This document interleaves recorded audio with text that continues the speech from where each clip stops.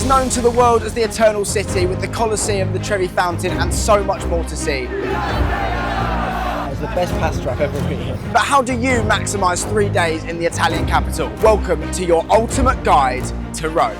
Okay, so welcome to the Coliseum, and obviously one of the 7 wonders of the modern world. It is so busy. That is the first thing that I'm going to say, is that even walking around here is an absolute nightmare. Talk to you a little bit about the price points and how much this is going to cost you, because I imagine when you come to Rome, this is going to be one of the things high on your list. So this is located around a 25-minute walk from the main station, which is Termini. I would definitely recommend walking because it is a really, really nice walk in. Rome is very, very walkable as a city. If you want to actually enter the Coliseum, which we're not doing today, there are several price points that you can have. The first thing that I'm going to say is that if you are a European citizen between 18 and 25, so you have a foreign passport, you would actually get entry in for €2. As far as tourist attractions go, the Coliseum is one of the most affordable ones that I've seen. And if you are a European Union citizen, then definitely to make use of that. So if you do want to go in and have a kind of all-action pass into the whole ruin, including the underground bit, it's going to set you back €24, which I actually think for a tourist attraction like this is a really, really good price, and actually price beats most places like this across Europe. It's an incredible place to come and visit, but it is one of many in Rome. So we're going to show you a few more now, how you can get to them and how much they're going to cost you. Let's go.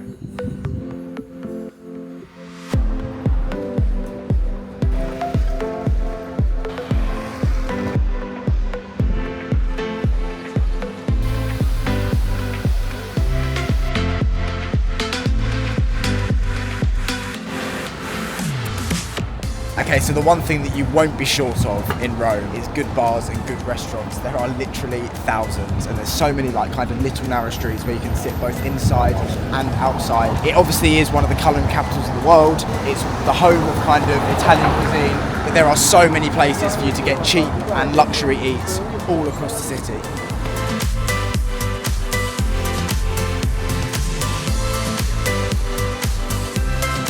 Now we are off to do what I love to do when I come to European countries, and we are off to Lazio versus Real Sociedad in the Europa League. You can actually help me out, because if you go to the link in the description or the link in my link tree and go to the Sports Events 365 website and get all of your sporting tickets from there whenever you come abroad. They've got tickets to sporting events, they've got tickets to Coldplay, Taylor Swift, all of the different things that you'll ever need tickets for. And if you follow my link in the description, you'll give me some kickback. So what is not to love? But we are off to Lazio versus Real Sociedad tonight in the Europa League. I've been to an Italian football match before, and I'm expecting it to be electric. It's not that cold. We've got the coat on anyway. Let's go. Let's go.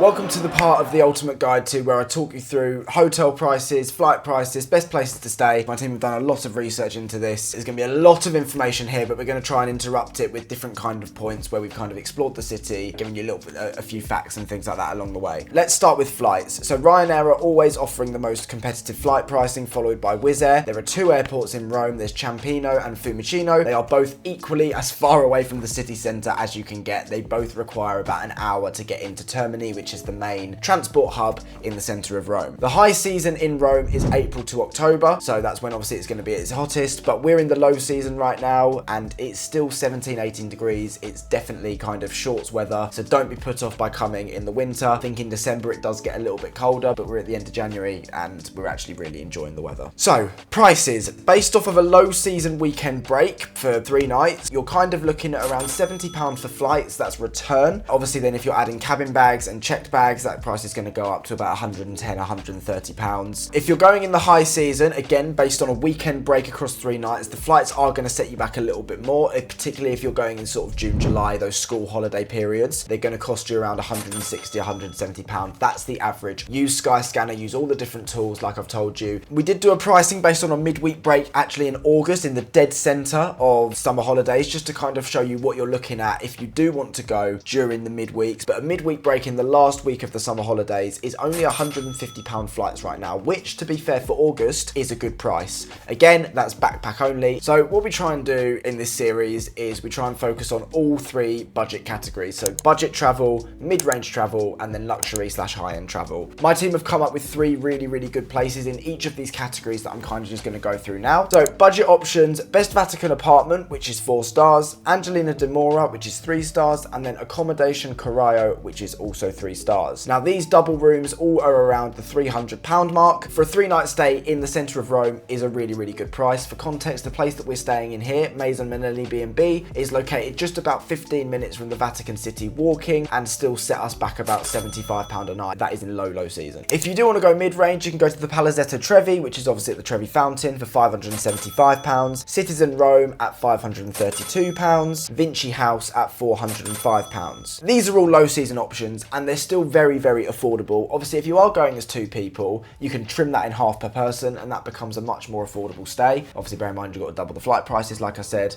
And then finally, your high-end luxury hotels. You've got Mount Roma, which is one of the small luxury hotels of the world. That's £1,410 for 3 nights. Palazzo Roma is £1,197 for 3 nights in low season. And then Monastero di Santi in the centre is £678 for a junior suite in low season. So it is still possible to do the luxury side for a little bit cheaper. Obviously, if you're going into high season, you can whack those prices up because that's how it works. Okay, so if we now talk about kind of package deals, what you're looking at in low season, if you want to come on a budget, it's still probably going to set you back for 3 nights around about £300 if you stay somewhere decently established. Obviously, there are loads of places across the city centre, loads of Airbnbs that you probably can get for £35 a night. If you want to room share, if you really want to come on a budget, then you can do that. But bear in mind that everything around you here is expensive. It is a little bit like staying in London for 3 nights. Mid-range, you can probably do for about £450 to £500. And again, this is based on a hotel price for 2 people, but obviously a flight price for 1.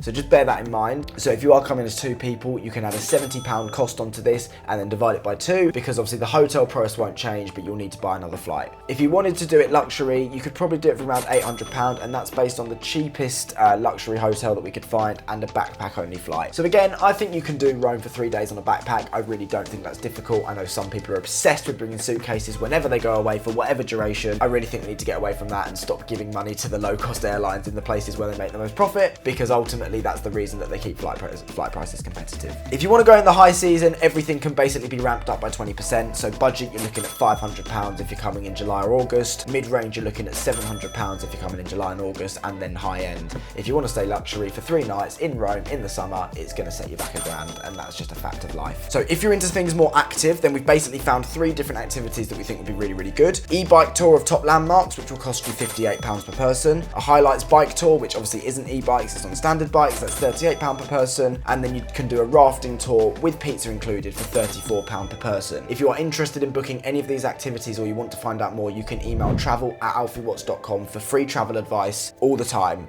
It's a completely free service. We're trying to boost people's travel and educate people about travel a little bit more. That's part of my mantra. So you can contact us there and one of the team will be more than happy to find you an itinerary or help you out. In terms of the sites, there is so much to see in Rome. You've got the Coliseum, you've got the Roman Forum, you've got the Vatican, you've got Pantheon, you've got the Trevi Fountain, you've got all of these things that you can see. If you do want to go into the Coliseum and obviously the Roman Forum and things like that, that's going to set you back £33.51 if you book online, and it's €24 to enter the Coliseum at the desk there. I don't think that includes the Roman Forum though, I'm pretty sure. If you want to go into the Vatican, that's going to cost you £26.86 online. Again, obviously bear in mind the Vatican is actually a separate country. It's the smallest country in the world, so I would always recommend going because it's a really cool experience. Another option, of course, is the hop-on, hop-off bus. Now, I would usually always say, never do something like this. It's a tourist scam. Use the metro, use the buses, all of that. But there is so much to see in Rome. Being able to hop on and hop off a city sightseeing bus for what is €24 per day, I think is actually quite good value. We were going to do it, but then I'm a cheapskate, so we didn't. Another thing that you can do is the Catacombs guided tour. These are priced at £33 per person. We would have actually done this if we were here tomorrow. We just don't have enough time. We're prioritising the Vatican. Let's talk about the viewpoints. So this is where we went yesterday. This is Janiculum Hill, and I'm just going to show you a little bit about that now. This is a viewpoint that is absolutely worth climbing for. It was actually really, really easy. It wasn't too too steep.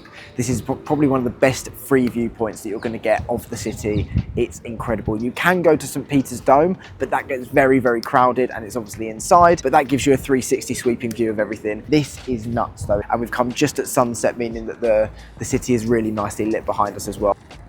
So there's plenty of viewpoints that you can go and see in Rome. There's obviously St. Peter's Dome, like I said. There's Monte Mario Nature Reserve. There's a couple of roof gardens as well. One at Les Etoiles, I think that's how you pronounce it, or it might be Italian, in which case I've completely butchered that. Minerva Roof Garden, and that's a rooftop bar that overlooks Pantheon, Trevi Fountain, Piazza Navona, and the Spanish Steps. Final thing that I'm going to talk to you about is actually about some other little kind of miscellaneous things that you can do whilst you're in Rome. And these kind of things just kind of create memories that perhaps you wouldn't think about otherwise. I think sometimes you look at these kind of activities on TripAdvisor and you think, not for me. Pasta making course, we did that, and this is how that went. We gotta wash them anyway at the end of the class.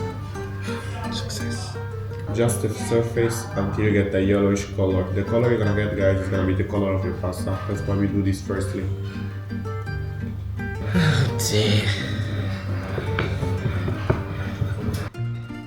Okay, so guys, once you got scrambled eggs, what you gotta do is this. So take off the extra from the fork.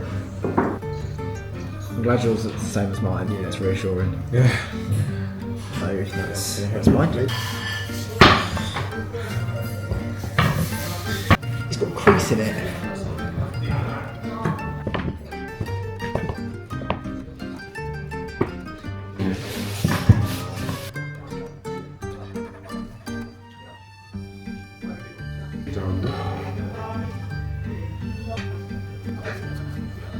Then guys, once you finish, you can cook it right after, you don't have to wait to let it dry. Let's pretend this is a pond. You gotta boil the water. Once the water is boiling, you add a little bit of salt, even though this is flour. It's a visual representation. And then you put the pasta, no longer or less than 3, if you want medium soft, if you want it soft, 4 minutes. It's 3 steps. Pomodoro.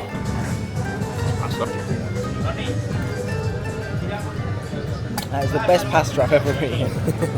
It's fine.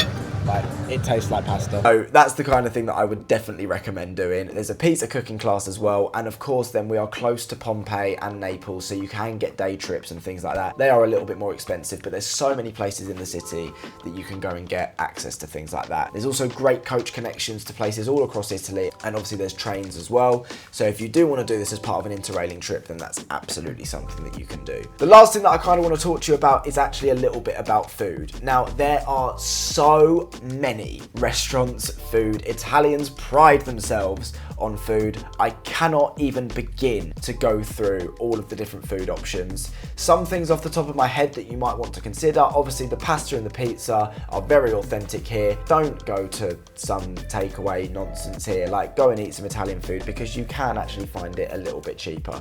The second thing that we're going to try today, and I'll film a little bit of it, is we're going to go to Alice's Pizza, which I've been recommended. It's where you actually pay for your Italian pizza by the weight instead of just getting one massive round pizza. It's a much more cost-effective way of doing it, and apparently the pizza is really good. The reviews online are excellent. The only advice that I can give you is what I'd always give to everyone, which is find a local restaurant, ideally somewhere that might not even have an English menu, because they'll always be for locals and not for tourists. Whenever a restaurant is designed for tourists, the prices go like that. Don't eat next to the Trevi Fountain. Don't eat next to the Coliseum. These places are going to be expensive. If you do want a margherita pizza, the average price here is going to be around 8 to 10 euros because they actually know how to price point a pizza, unlike in the UK. A bowl of pasta is probably going to be anywhere between 12 and 15 as standard. I feel like I'm stating the obvious, but it's just the little things that really make a difference if you are wanting to save that little bit of money when you come away. Just making sure that you walk an extra 10 minutes outside the city centre to get yourself 10 euros off your meal. That's the kind of thing that can save you money in the long run when you're travelling. That's basically Rome in a nutshell. It's far more complex than that, and like I said, everybody's itinerary is different. Everybody has different things that they want to do, but what we're trying to do with your Ultimate Guide to is give everyone kind of a more well-rounded experience of different things that you can do whilst you're in different places, and I think that just about covers most things that you can do in Rome for 3 days. Like I said, if you do have any questions, if you have any advice about the way things like this can be changed, we're all for it in the comments, and also you can email travel@alfiewatts.com at any point. This has obviously been a little bit more of an informative video, but the entertainment is back next week. Follow me here, here, and here. Thank you for watching, and take care.